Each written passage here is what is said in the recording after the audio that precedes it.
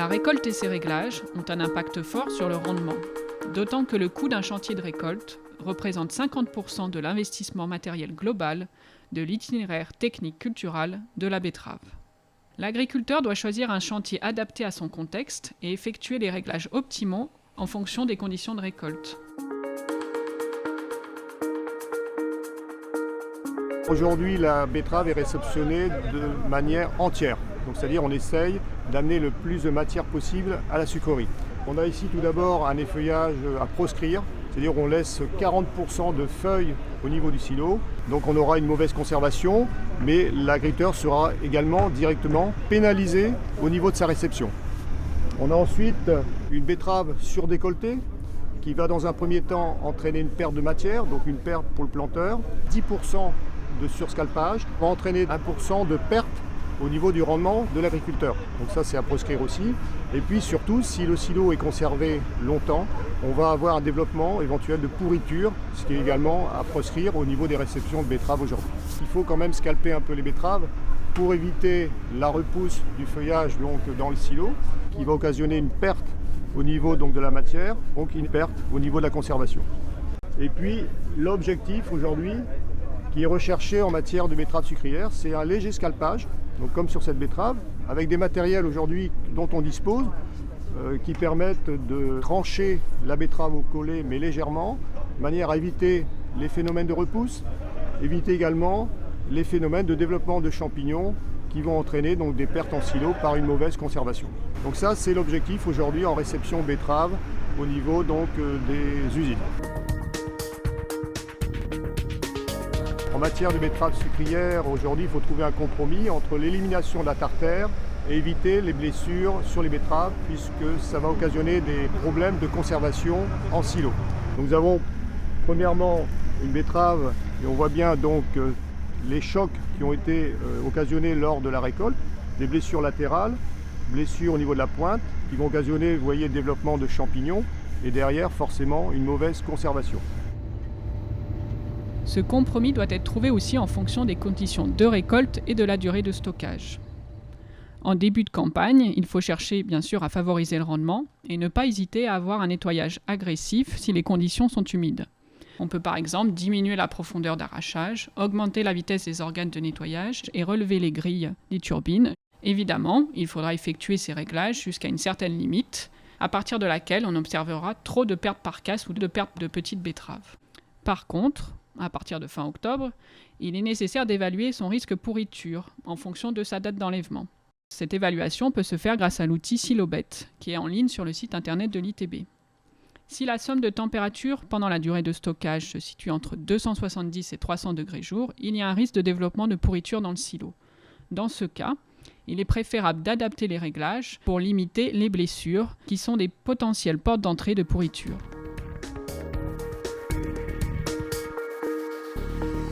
C'est important de ne pas stocker des betteraves avec des maladies racinaires. On a le rhizoctone violet et on peut voir que les betteraves stockées les plus longtemps se sont encore plus dégradées. Donc on a cet exemple aussi pour d'autres maladies comme l'Erwinia, le rhizopus ou le Dictynchus, le nématode. Si vous détectez des maladies racinaires au champ, attention à prévoir un stockage court, prévenir sa sucrerie, récolter ses betteraves pour qu'elles soient enlevées le plus rapidement possible.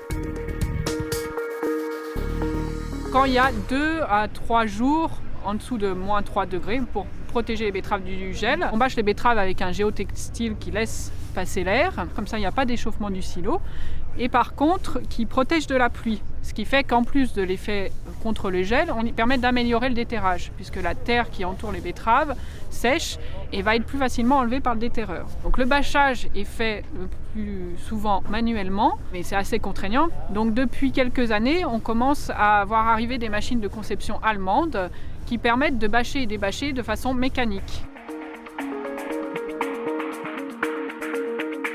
Alors nous sommes ici à la dernière étape pour les betteraves, entre le champ et la sucrerie, avec le déterrage. C'est fait pour enlever la terre qui entoure les betteraves. Donc il y a 2 types de déterreurs. Le déterreur type avaleur, une table d'avaleur qui va prendre les betteraves et des rouleaux derrière qui vont les nettoyer avant d'être chargés dans le camion. Le deuxième type, c'est le déterreur à trémie, où là on a une grue qui va venir charger les betteraves dans une trémie avec toujours ce même système de nettoyage et ensuite l'arrivée dans un camion. Le déterrage va permettre d'enlever environ 50% de la terre d'un silo. Donc ce chiffre va varier en fonction de la pluie, la terre va rester mouillée donc va moins partir, du bâchage aussi. Donc c'est 50% de terre en moins qui va être transportée à la sucrerie, donc des gains de transport économique mais aussi des gains environnementaux, parce que c'est la terre en moins qu'on enlève du champ de l'agriculteur et aussi de la terre en moins à traiter en sucrerie.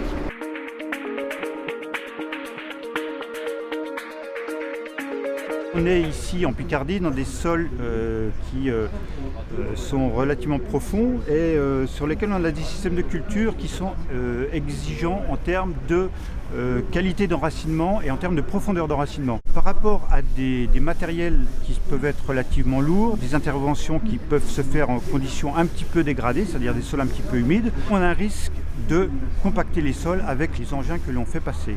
C'est une question qui est particulière au système de culture. On a beaucoup de récoltes d'automne. Alors c'est pas que les betteraves, il y a aussi éventuellement des pommes de terre et puis il y a d'autres engins assez lourds qui peuvent générer des tassements. Et c'est vrai, de beaucoup de cultures, le rendement est quand même fonction de la qualité d'enracinement. C'est illustré sur cette betterave. On a quand même une betterave qui a un enracinement d'environ 1,50 m. Et donc de limiter cette capacité d'enracinement qui est un facteur de rendement, parce que c'est un facteur d'accès aux nutriments. Et puis c'est aussi, quand on parle de la betterave en particulier, des racines qui seront un peu déformées. Donc quelques problèmes au moment des arrachages. On a aussi des problèmes de circulation de l'eau dans le sol qui peuvent générer d'autres difficultés pour accéder, rentrer dans les parcelles quand il y a trop d'humidité. Ça réduit un peu le nombre de jours disponibles pour faire des interventions. Alors ce qu'on voudrait amener les agriculteurs à faire dans leurs parcelles, c'est faire des observations pour avoir un constat sur leur situation. Une des façons assez simples qu'on propose, c'est d'utiliser un télescopique pour faire un prélèvement et ça permet avec ce type d'outil de faire des prélèvements assez en profondeur pour voir non seulement ce qui se passe sur l'horizon le plus travaillé, mais puis ce qui se passe aussi plus en profondeur et ça c'est important dans des systèmes où on a beaucoup de récoltes d'automne qui peuvent être dégradantes. Pour un agriculteur qui a diagnostiqué des problèmes de compactage dans ses sols, il y a des outils qui permettent de faire des interventions de rattrapage pour essayer de restructurer le sol.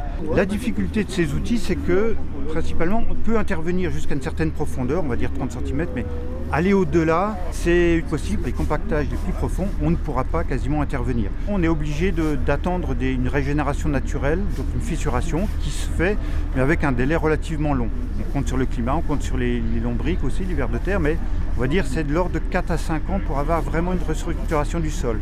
Et quand on est sur des sols très limoneux, ça peut être encore plus long.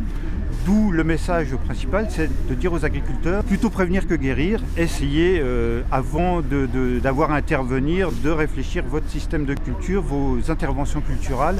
Essayez de vous mettre dans des conditions où vous allez faire le moins de compactage plutôt que d'avoir à réparer les choses avec des interventions mécaniques.